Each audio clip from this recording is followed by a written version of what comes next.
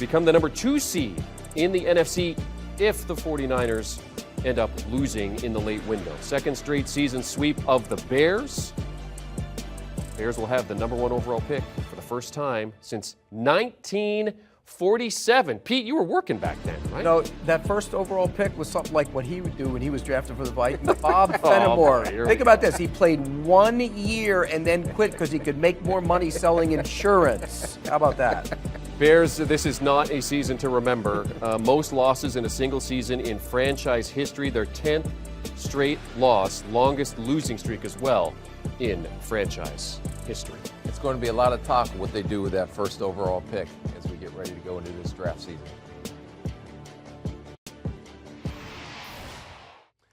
Okay, so when you look at the Vikings, how important was it for them to get this one? Because we were talking about this before the games today, that just from a psychological standpoint, how important it was for the Vikings to have a good performance and get the win today. Yeah, they played so poorly up in Green Bay on national TV, similar to what they did when they played Dallas at home. So in order to get ready to go into the playoffs, in order to build the momentum that you need to get into the playoffs, you needed a performance, even though I understand what type of personnel was playing, but you need that type of performance to give you some momentum going into the first round. You're over there shaking your head.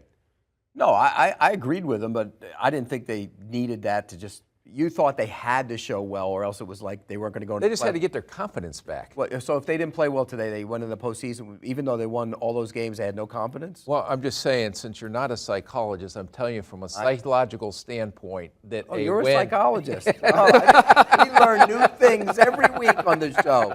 New things every week. Rick the psychologist. God help us. Okay, so what's your confidence level then, Pete, in the Vikings as they enter the playoffs? I mean, if you're looking at it here, they finished at the 2 seed. I mean, they're looking at Seattle, Detroit, or Green Bay. If they go to the 3 seed, then they could be looking at the Giants, who are locked in at the 6. Yeah, and I think you'd rather play the Giants. I think so. I think that would be a better matchup for them. But remember, the Giants went in there a couple weeks ago, should have beat them. I mean, they had opportunities in that game to win that game. Yeah, and Kirk Cousins came back and brought him back for another. They had a couple of drops in key crunch time situations, too. So I think this is one of those deals where, people keep saying, oh, the Vikings might be better off if they were in a 3 seed. No, you're not. You'd rather be the 2 seed. Because if you win, you get a home playoff game. Another home playoff game.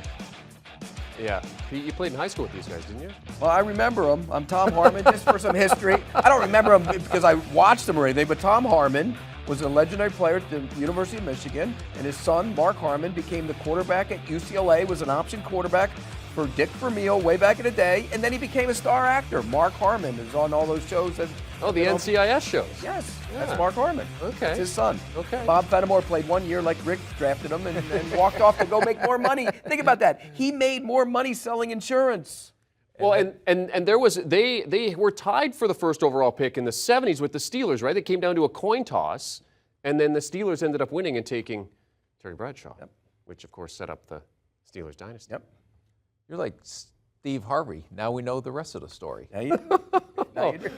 Okay. Speaking of the rest of the story, Patrick Peterson, he's going to have a little bit of stuff to talk about. He had an interception in the Vikings' big win today. Of course, him and Bryant McFadden have their podcast, All Things Covered. You can download and follow wherever you get your podcasts. You can also scan the QR code and get in on that podcast immediately. Good stuff to talk about this week with the Vikings headed to the playoffs.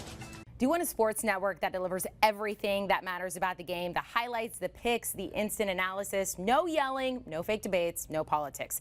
Hit the subscribe button and never miss a moment.